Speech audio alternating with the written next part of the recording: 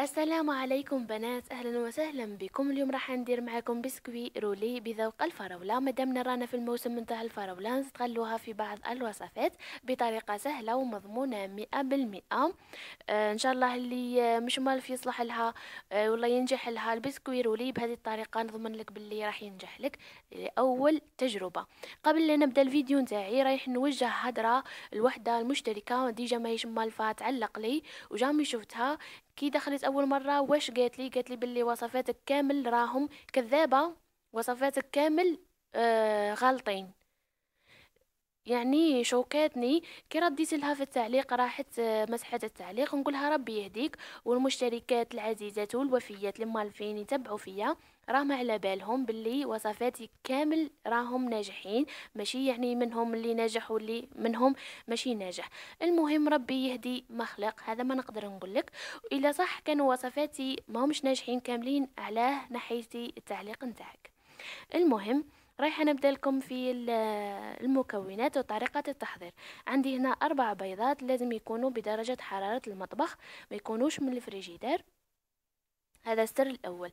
عندي هنايا كاس ناقص منه إصبع نتاع السكر، عندي ربع كاس نشاء، وكاس ناقص منه إصبع نتاع الفارينة.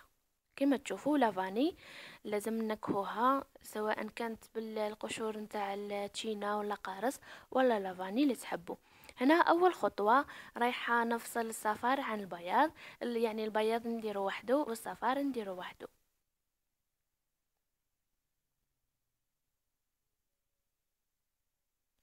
يعني كون جات هذه المشتركة دايما نتعلق لي ولا نشوفها في التعليقات، ممكن نقول راها باللي سيات حاجة، وصفة من وصفاتي وما نجحت لهاش.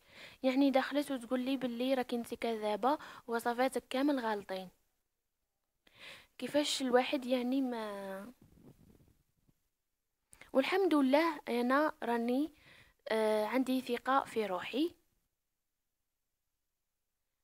مش راح تأثر فيا هدرتك. انا جيست حبيت يعني، ما كنتش رايحة نهدر عليها حتى كي مسحت التعليق نتاعها. المهم رايحة نخلط هذاك البيض مع رشة ملح حتى يصبح عندنا كما نقولوا قوام ثلجي، يطلع شوية. ومن بعد واش نديرو؟ نجيبو هذاك الكاس ناقص منه إصبع نتاع السكر، ندير نص في ذاك البياض نتاع البيض ونص نخليه. بعدها نضيف لافاني،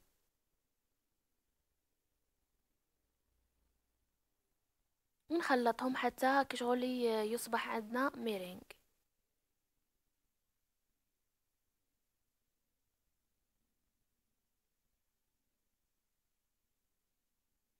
رايحة نجيب هذاك الصفار نتاع البيض، صفار البيض انا غلط سمحولي.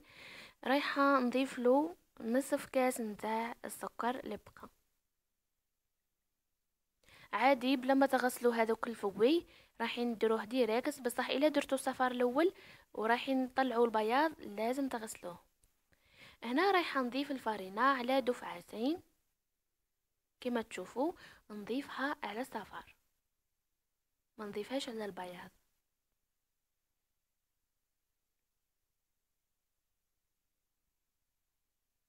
السر الأول اللي ينجح لك البسكويت رولي، لازم البيض يكون بدرجة حرارة الغرفة.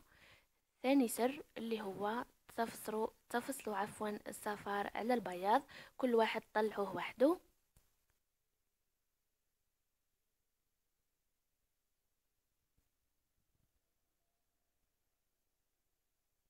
رايحة نخلط بهذه الطريقة، كشغل رايحة ترجع لكم معجينة.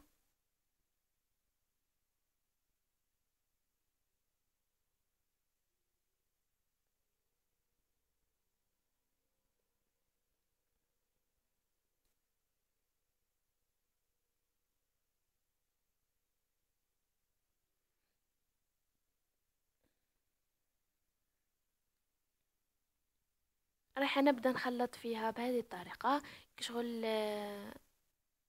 تولي عجينة، ونضيف لها ربع كاس نتاع نشاء ونزيد نخلطها. بعد ما تصبح لنا عجينة، رايحة نجيب مغرفة ونهز شوية من تاع هذاك بياض البيض، ونزيدو على الخليط نتاع صفار البيض مع الفارينة. هكا رايحين يعني تخلطوا عادي عشوائيا، ماشي مهم يعني تكون عندكم طريقة نتاع خلط. نزيد شوية، لازم حتى يصبح قوام ما يكونش يعني مكتل، يعني ما تكونش عجينة، شغل هي خفاف، هذا هو قصدي.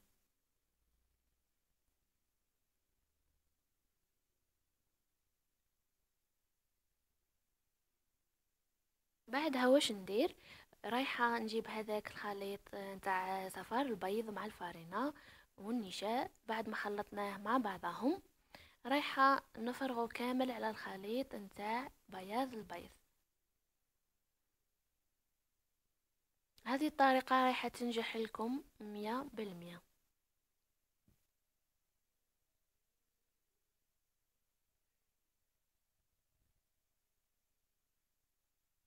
بعدها رايحة نخلط بهذه الطريقة اللي راكم تشوفوا فيها.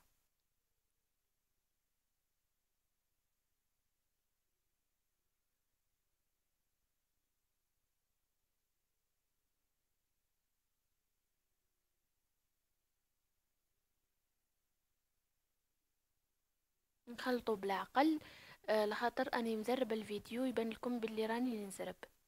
لازم بالعقل باش يعني القوام هذاك ما نخسروش. بعدها نجيب صينية، اي صينية عندكم، ما يهمش المقاس. اي صينية عندكم رايحين ديروا فيها هذا الخليط، ما يهمش المقاس. الصينية اللي عندكم رايحة تصلح. وشنو لازم تغطوها بورق الطبخ، هذا السر باش ينجح لكم. يعني ما تديروهاش ديريكت على الصينية من بعد ريحة تلصق، ما كانش كيفاش.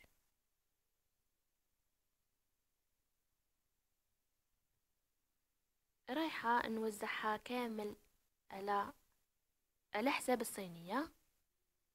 بعدها واش ندير؟ رايحة نخليه يرتاح مدة 5 دقائق 7 دقائق بعد ما ندخلو، قبل لا ندخلو للفرن. كي نخليه يرتاح كما تشوفوا بعد ما كملتو، رايحة نفتح الفرن على 160 درجة، ونخليه يطيب 10 دقائق، لا أكثر ولا أقل. بعدها نحو يعني 5 دقائق من تحت و5 دقائق من الفوق ونحيه، ونخليه يبرد كما راهو، كما شفتوه قبيل نخليه يبرد. بعدها جبت الكريمة اللي رايحة نديرها، واللي هي كيلة نتاع غبرة شونتيي مع كيلة نتاع حليب ولا ماء بارد. بعدها واش ندير؟ هنا كما تشوفوا خليته يعني انا نحيته من الصينية فقط، ما يعني ما قلبتوش والله. المهم نحيته من الصينية وخليته يبرد كما راهو.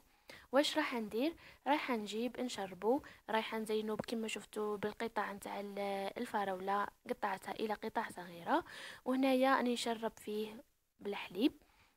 كما تحبوا، شربات، عصير، حليب. انا ما كان عندي والو درت حليب. هنا بعد ما برد يعني كامل، ما تديروهش هو سخون وما تقلبوهش. بزاف اللي يطيبوا بسكوير ولي كي يطيب هو سخون رايحين يقلبوه، يعني قبل لا يقلبوه يديروا سكر كلاص ومن بعد يقلبوه ومن بعد يرولوه. هذيك الطريقة انا ما ما تعجبنيش، و سييتو شحال من خطرة بهذيك الطريقة وما نجحليش. وهذه الطريقة ينجح لكم 100%. بعد ما شربتو هذاك البسكوي، رايحه نجيب طبقه نتاع كريمه الشونتي ودرت لها الملون، درت لها العطر نتاع الفراوله، هذا يبقى اختياري. بعدها نجيب قطع نتاع الفراوله ونديرو على الوجه فوق الكريمه.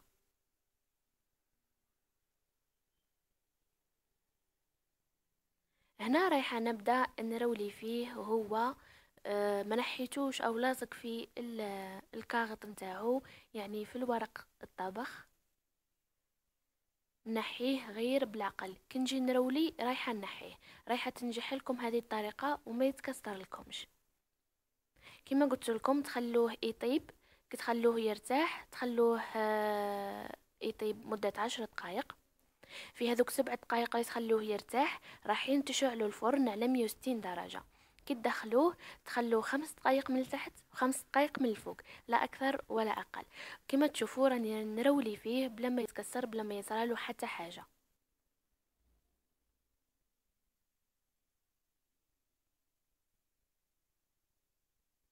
بعد رايحه نزير عليه، يعني كي نروليه لازم نزير، ما نخليش لهوا، ما نخليش الفراغ.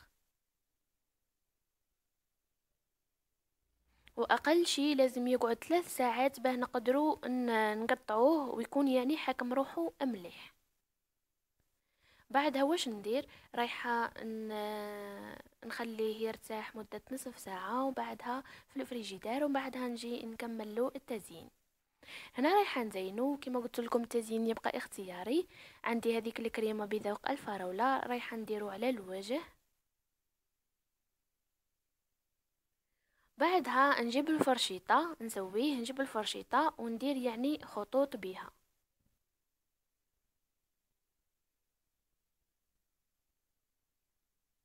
تقدروا ديروه بالمعجون، تقدروا بالشوكولا، ما يهمش. المهم القاعدة نتاع البسكويت تنجح لكم، والتزيين اختياري. راح نسوي له الوجه مليح وندير له خطوط بالفرشيطه. هنا بعد ما درت له خطوط بالفرشيطه راح نزينه بالقليل من كريم شانتي على الوجه.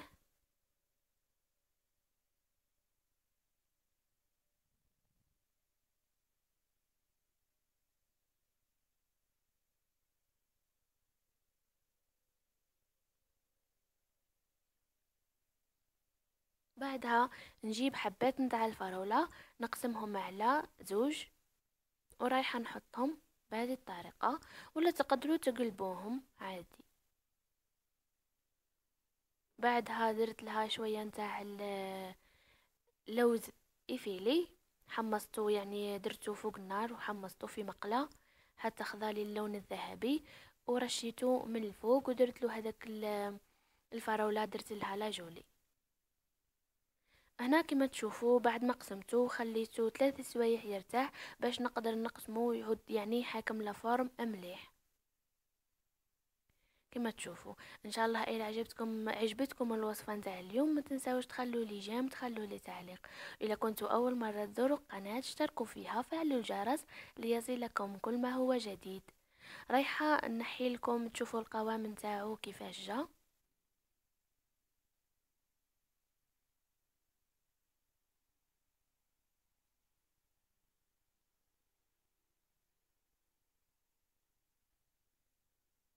كما تشوفوا يجي بزاف خفيف. ان شاء الله يعجبكم. ما بقى لي غير نقول لكم تهلاو في رواحكم، والى فيديو قادم ان شاء الله. سلام.